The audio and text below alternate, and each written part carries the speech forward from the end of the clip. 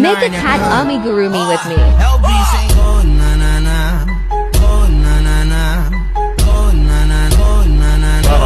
Remix.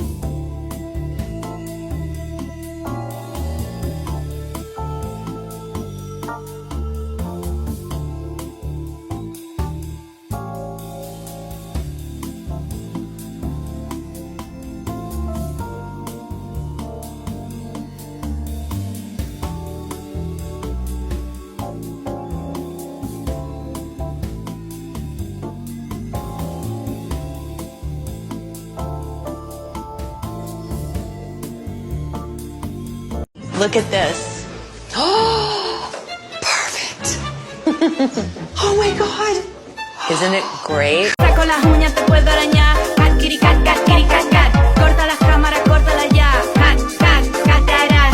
know what your next crochet project is.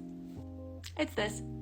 These are little tiny hats for little babies born 12 to 22 weeks gestation. Yes, they are for angel babies, babies that are born asleep. When my son was born at 13 weeks, he was 4 inches long and 22 grams, and the hospital did not have a hat his size. They had preemie hats, which are also very small, but they had nothing this size. So now I make and donate tiny little hats to hospitals so that way every baby born, no matter what size, is cozy and warm and has their own little hat. So you should make some too and start your own Evans box. That's what this is. And you can donate them to your hospital. You can find patterns and how to start your own Evans box by clicking the link in my bio or by going to evansbox.org.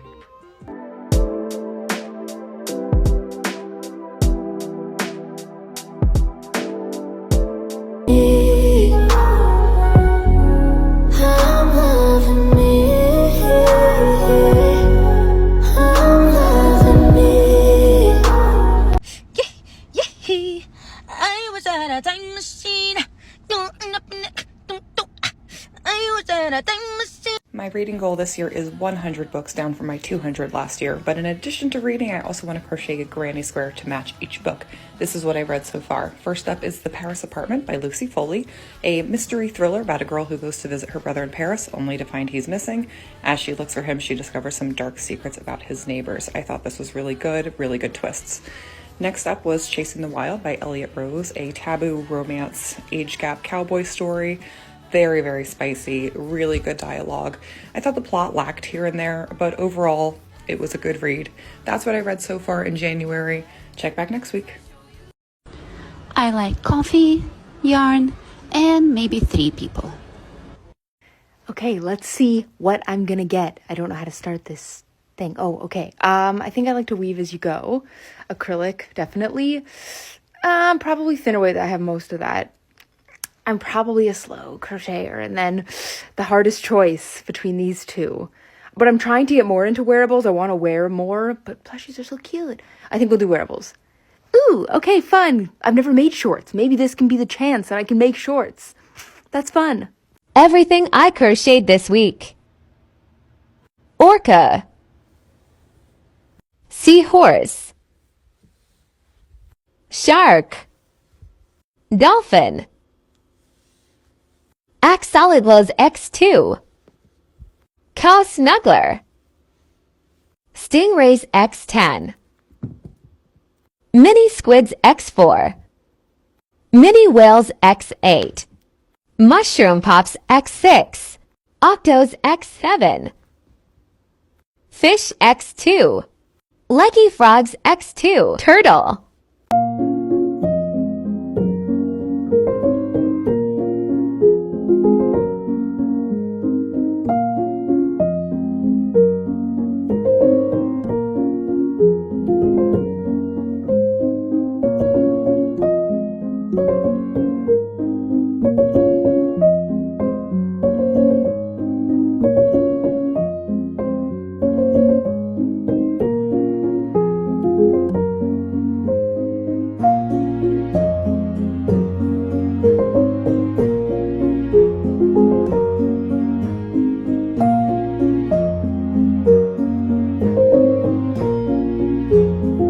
Crocheting takes so long. Okay, what is your screen time at?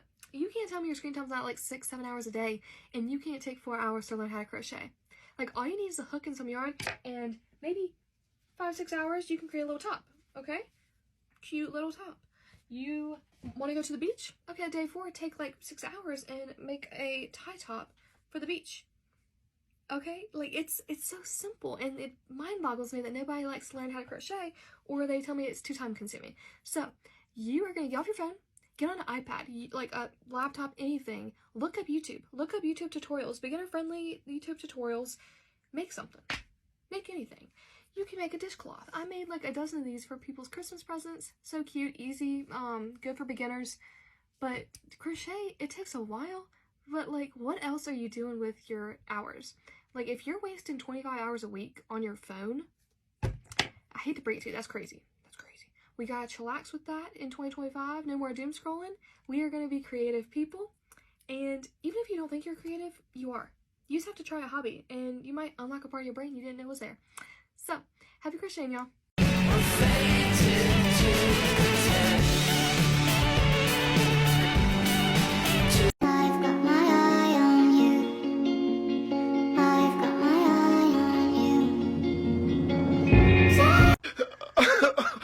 Oh my God, my Shayla, my Shayla.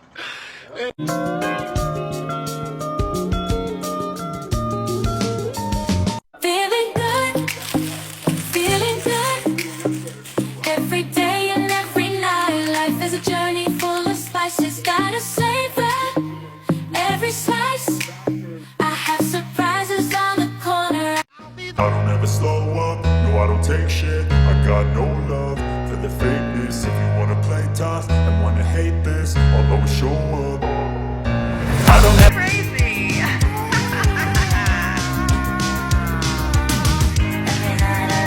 And with that, the 2024 season comes to an end. Good night. I'll love you till the day that I die.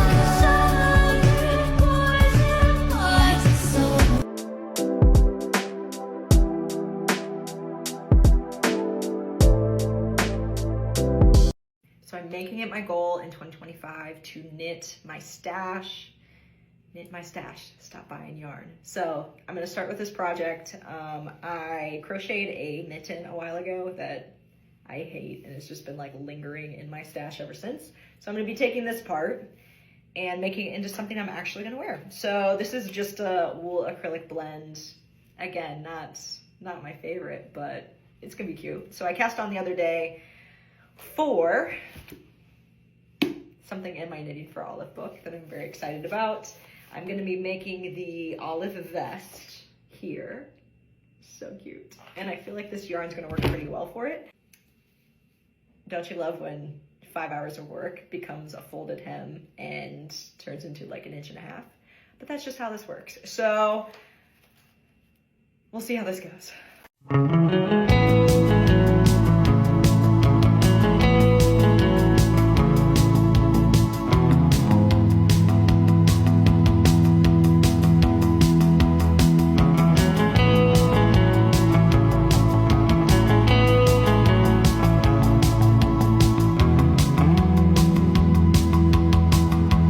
Nothing makes me scared. Do you see my hands? Do they look like they shaking to you? No. Reading snake update. So I started my reading snake. I got the pattern from a small business, amigurumi, on Etsy. I will link her shop name in the comments. She had the pattern for $2, and sometimes it's on sale for even less. So my friend recommended her shop, and so I bought it because I love helping small businesses. But I wanted to show you the different color breakdowns I plan on doing for this year. My favorite genre is fantasy, so it obviously had to be my favorite color, this medium teal. Romance is pink, obviously. Historical fiction is this dark teal. Mystery, thrillers, and suspense are all going to be this like periwinkle color.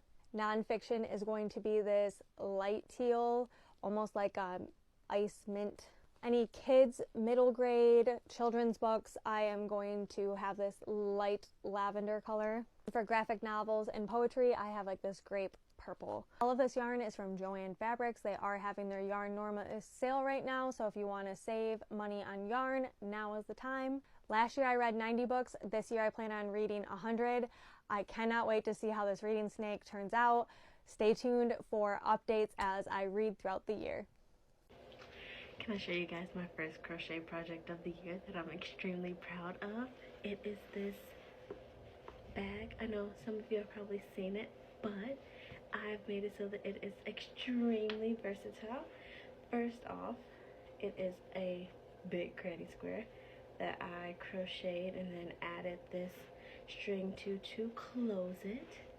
But it is meant to be multiple things. It is first and foremost a book sleeve. That's it.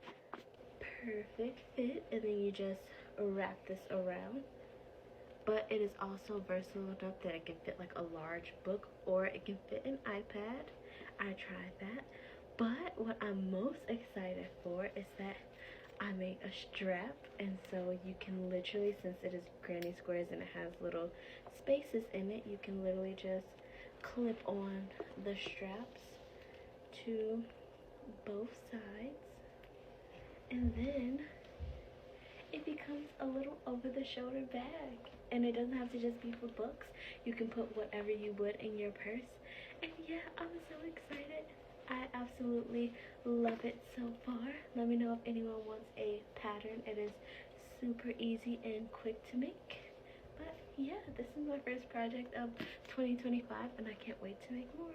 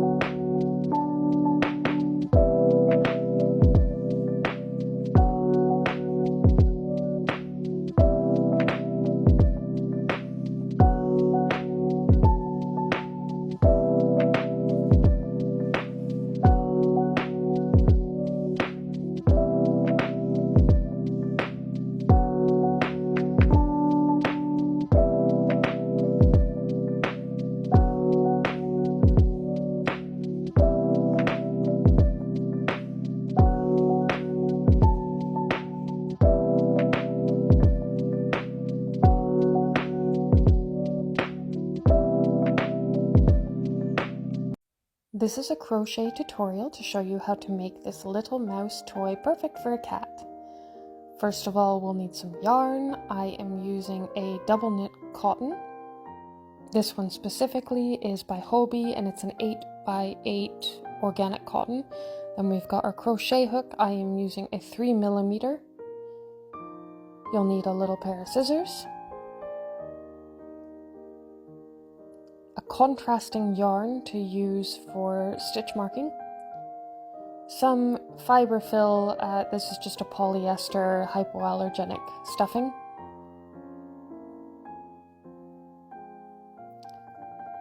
I also have this bowl which will keep my yarn in place and it's so beautiful and I love it. So I'll chuck my yarn inside the bowl and begin. Begin with a magic circle, where you circle the yarn around your fingers and draw up a loop. Insert your hook through that loop, and then we'll yarn over from back to front.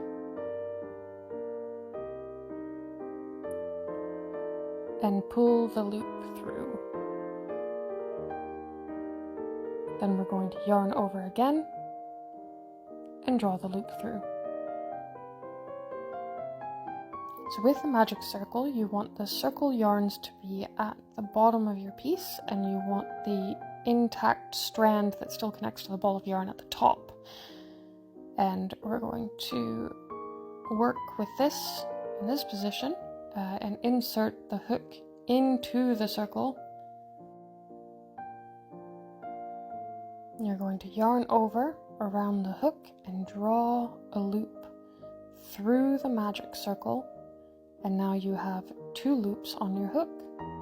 You will yarn over again and draw through the 2 loops, and this is your first single crochet. Insert your hook through the magic circle, draw up a loop, yarn over, and pull through both loops, and that is your second single crochet. Insert into the magic circle, draw up a loop,